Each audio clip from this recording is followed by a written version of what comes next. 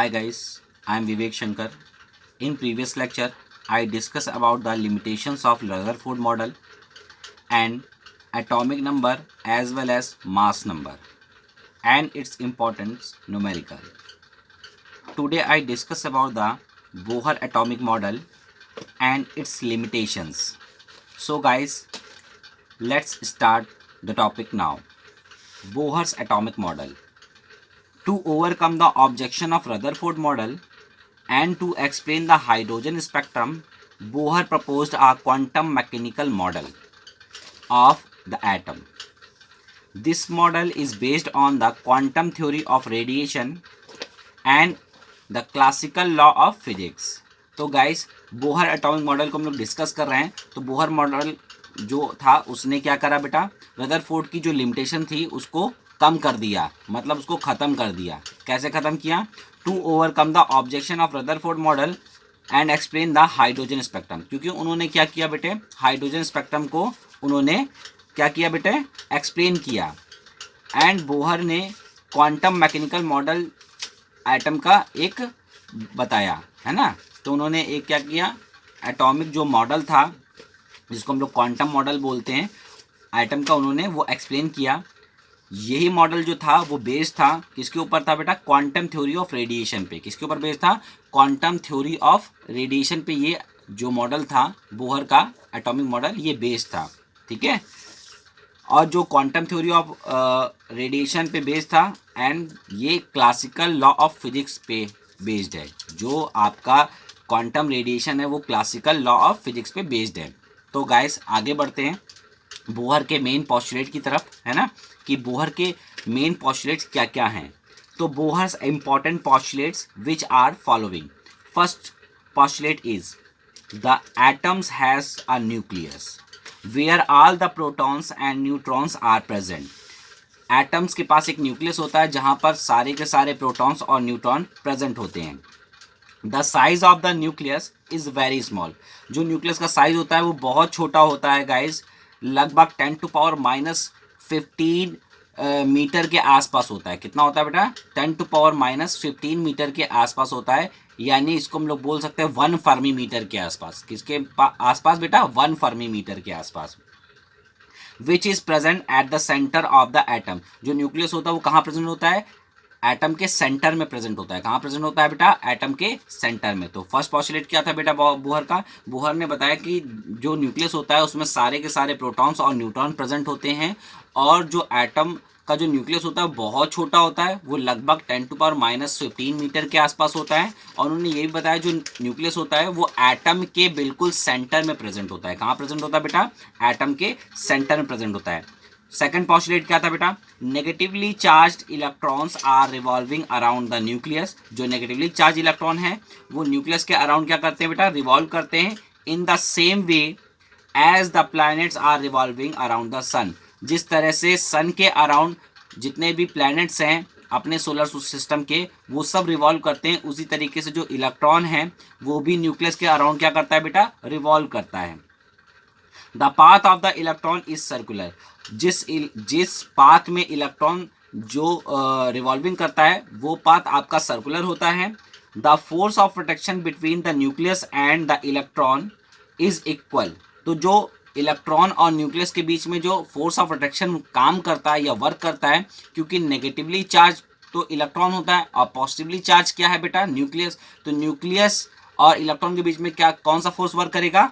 आपका हमेशा और हमेशा अट्रैक्शन फोर्स वर्क करेगा, क्योंकि same charges repel to each other and opposite charges attract to each other. तो यहाँ पर बेटा अपोजिट चार्जेस हैं पॉजिटिव और निगेटिव जिनके बीच में अट्रैक्शन फोर्स वर्क करता है. ठीक है. तो क्या बताया उन्होंने? उसने बताया the path of the electron is circular. The force of protection between the nucleus and electron is equal to the centrifugal force of the moving electron. जो इलेक्ट्रॉन मूव कर रहा है उसके ऊपर सेंट्रीफ्यूगल फोर्स लगता है. तो बेटा जी जाहिर सी बात है सेंट्रीफ्यूगल फोर्स जो होगा वो किसके बराबर हो जाएगा? फोर्स ऑफ प्रोटेक्शन के. किसके बराबर हो जाएगा? फोर्स ऑफ प्रोटेक्शन के. तो force of protection is equal to centrifugal force. अब बात करते हैं बेटा थर्ड पॉस्टुलेट की. थर्ड पॉस्टुलेट क्या है? Out of infinite number of possible circular orbit around the nucleus बेटा न्यूक्लियस के जो अराउंड बहुत सारी infinite number of possible circular orbit present होती है, जिनको हम लोग बेटा सेल बोलते हैं। क्या बोलते हैं? सेल या ऑर्बिट्स बोलते हैं। The electron can revolve only on those orbits, लेकिन इलेक्ट्रॉन केवल उन्हीं ऑर्बिट्स में, है ना, रिवॉल्व करते हैं जिनका angular momentum integral multiple of h by two pi के इक्वल होता है। किसके इक्वल होता है? Integral multiple of h by two pi के इक्वल होता है। तो वही मैंने यहाँ लिखा है, out of infinite number of possible circular orbit around the nucleus the electron can revolve only on those orbits whose angular momentum is an integral multiple of h by 2 pi। चलिए guys, इसको देखते हैं कि बेटा angular momentum क्या होता है। देखिए मेरे पास जितने शब्द आते जाएंगे वो मैं यहीं पर डिस्कस करूंगा। जैसे मेरे पास एक वर्ड आया एंगुलर मोमेंटम, तो एंगुलर मोमेंटम क्या होता है? एंगुलर मोमेंटम होता है बेटा moment of inertia into angular velocity. किसके बराबर होता है बेटा? मतलब moment of inertia into angular velocity के बराबर होता है। कौन बेटा? Angular momentum. अब जहां पर मैंने बताया I omega, angular momentum is equal to I omega होता है, जहां पर आई क्या है आपका? मोमेंट ऑफ इनर्शिया, और डब्ल्यू, ये ओमेगा क्या है बेटा?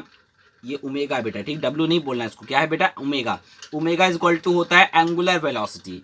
क्या होता है बेटा? Omega is equal to angular velocity. तो एंगुलर वेलोसिटी क्या होती है? Linear velocity upon radius. क्या होती है बेटा? Linear velocity upon radius. यही अभी क्या कहलाती है? Angular velocity.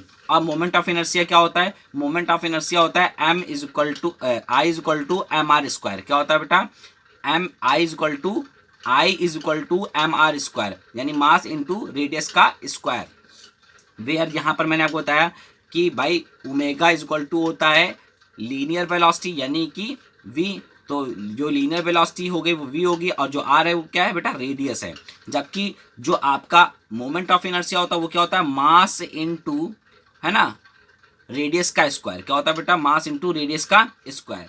तो सो एंगुलर मोमेंटम मेरा क्या होगा? तो एंगुलर मोमेंटम मेरा क्या होता है? आई इंटू ओमेगा। तो आई की जगह मैं ये वैल्यू रख दूं और ओमेगा की जगह ये वैल्यू रख दूं। तो जैसे रखूंगा तो मुझे क्या मिलेगा? M R square into V by R. तो देखिए इस आर से ये स्क्वायर कैंसिल हो जाएगा, तो क्या बचा? एम आर वी, या हम लोग इसको बोलते हैं बेटा एम वी आर। तो जो एंगुलर मोमेंटम होता है वो किसके बराबर होता है? एम वी आर के। किसके बराबर होता है बेटे? एम वी आर के। चलिए आगे बढ़ते हैं। देखिए m v r is equal to होता है n h by two pi. क्या होता है बेटा? एम वी आर यानी angular momentum is equal to n h by two pi, जहां पर जो आपका m है वो क्या है? Mass of electron. वो क्या है बेटा? आपका मास ऑफ इलेक्ट्रॉन। जो v है वो क्या है बेटा? Velocity of electron.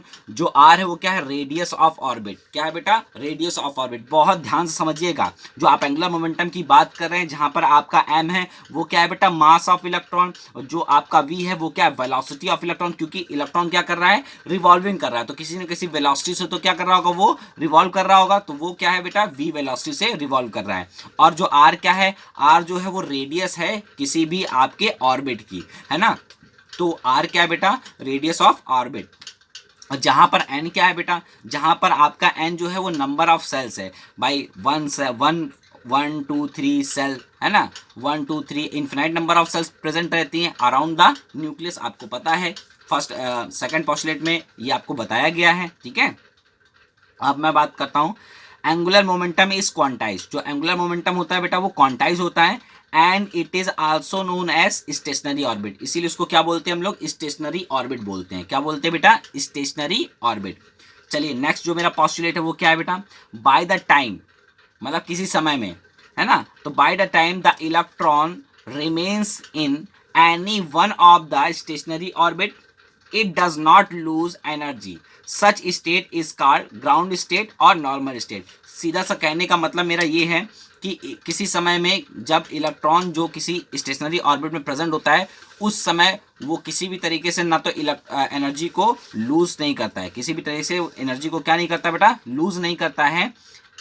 ऐसी स्टेट को हम लोग नॉर्मल स्टेट या ग्राउंड स्टेट बोलते हैं। सिंपल सी बात लैंग्वेज में आप ये जानिए कि जब इलेक्ट्रॉन किसी ऑर्बिट में प्रेजेंट है और वहां से वो अपनी एनर्जी को लूज नहीं कर रहा है, इट मीन्स दैट वो क्या है बेटा? वो उसकी स्टेशनरी जो ऑर्बिट है वो क्या कहलाएगी? आपकी नॉर्मल और ग्राउंड स्टेट कहलाएगी। क्या कहलाएगी? नॉर्मल या ग्राउंड स्टेट कहलाती है। तो ये बात समझ में आई। मान लीजिए इलेक्ट्रॉन इस ऑर्बिट में प्रेजेंट है, तो इस ऑर्बिट में वो क्या कर रहा है बेटा, अपना जो भी एनर्जी होगा वो लूज नहीं करेगा। तो ये जो ये आपकी ऑर्बिट है या जो आपका ये सेल है, ये क्या कहलाएगा? आपका ग्राउंड स्टेट या फिर ये नॉर्मल स्टेट कहलाएगा। क्या कहलाएगा? ग्राउंड स्टेट या फिर नॉर्मल स्टेट कहलाएगा।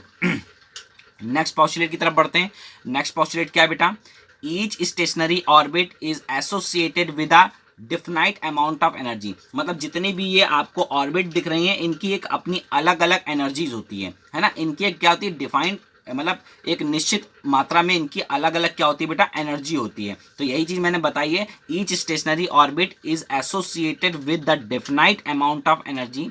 The greater is the distance of the orbit from the nucleus. जितना ज़्यादा दूरी आप बढ़ते जाओगे, है ना, जैसे जैसे दूरी जो होगी ऑर्बिट की बढ़ती जाएगी, वैसे वैसे क्या होगा बेटा, है ना, the greater is the distance of the orbit from the nucleus, one more sell will be the energy associated with it. तो उसमें क्या हो जाएगा? उसकी जो एनर्जी होगी वो धीरे धीरे आगे बढ़ती जाएगी। ठीक है, मतलब इसकी एनर्जी क्या होगी? इसकी एनर्जी कम है, फिर इसकी एनर्जी ज़्यादा होगी, फिर इसकी एनर्जी ज़्यादा होगी। तो जब इलेक्ट्रॉन इस स्टेट में है तो उसको इस स्टेट में आना पड़ेगा, तो उसको एनर्जी का एब्जॉर्प्शन करना पड़ेगा। क्या करना पड़ेगा? एनर्जी का एब्जॉर्प्शन करना पड़ेगा। अभी ये चीज़ मैं और क्लियरली डिस्कस करूंगा इस डायग्राम में, तब आप देखिएगा। ठीक है, तो इसी सेल को या इसी ऑर्बिट्स को हम लोग क्या बोलते हैं? इसी ऑर्बिट को बोलते हैं KLMNO क्या बोलते हैं बेटा? इसी ऑर्बिट को हम लोग क्या बोलते हैं? KLMNO भी बोलते हैं। और इसको N1 N2 N3 N4 N5 से भी डिनोट करते हैं। और ये क्योंकि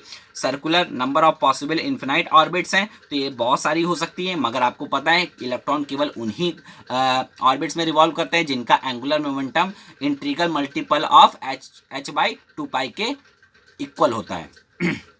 नेक्स्ट बेटा क्या है मेरा पॉस्टुलेट? ये नेक्स्ट पॉस्टुलेट और लास्ट पॉस्टुलेट है बेटा। द इमिशन और absorption of energy, the emission और absorption of energy in the form of radiation can only occur when an electron jumps from one stationary orbit to another. मान लीजिए किसी एक stationary orbit से electron दूसरी stationary orbit में jump करता है, तो वो क्या करता है? या तो एनर्जी को वो क्या करेगा?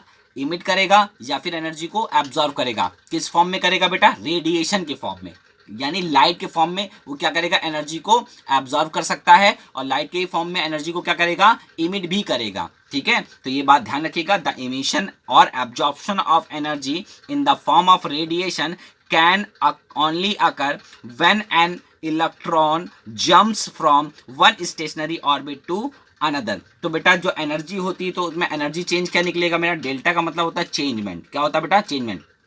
तो delta E is equal to हो जाएगा E2 माइनस E1। E2 का मतलब हाइयर एनर्जी और E1 का मतलब लोअर एनर्जी।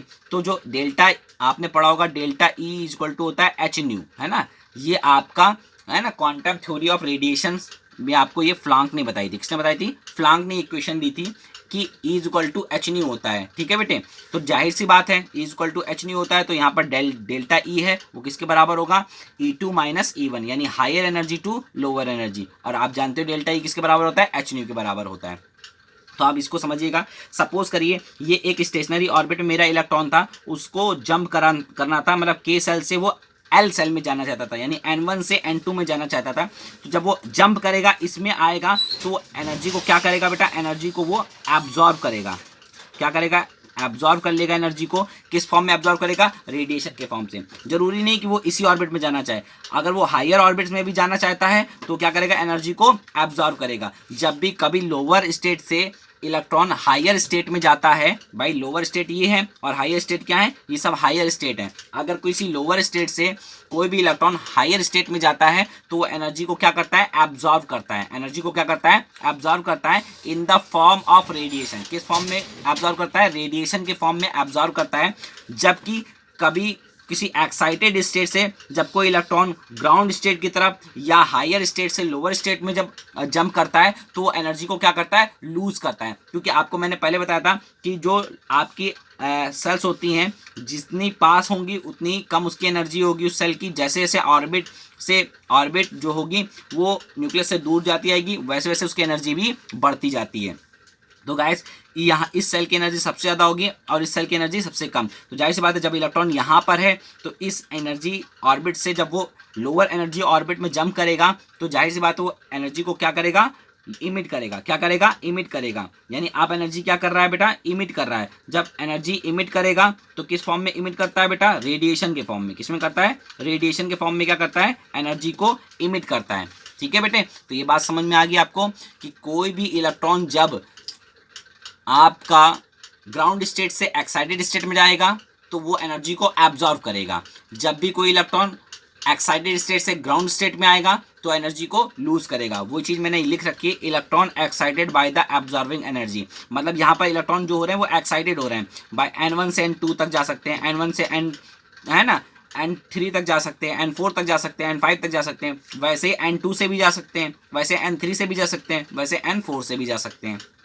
और energy radiate when electrons fall back, जब भी इलेक्ट्रॉन दोबारा नीचे से लोअर एनर्जी में आएगा तो एनर्जी को क्या करेगा, इमिट करेगा इन द फॉर्म ऑफ रेडिएशन। तो बेटा हायर एनर्जी से जब वो लोअर एनर्जी में आएगा तो क्या करेगा, एनर्जी को इमिट कर देगा इन द फॉर्म ऑफ रेडिएशन। और बोहर की लिमिटेशंस क्या होती हैं गाइज, अपनी क्या करिए, अपनी कॉपी में इसको लिख लीजिएगा, मैंने यहाँ पर नहीं लिखी है, आप लिख लीजिएगा।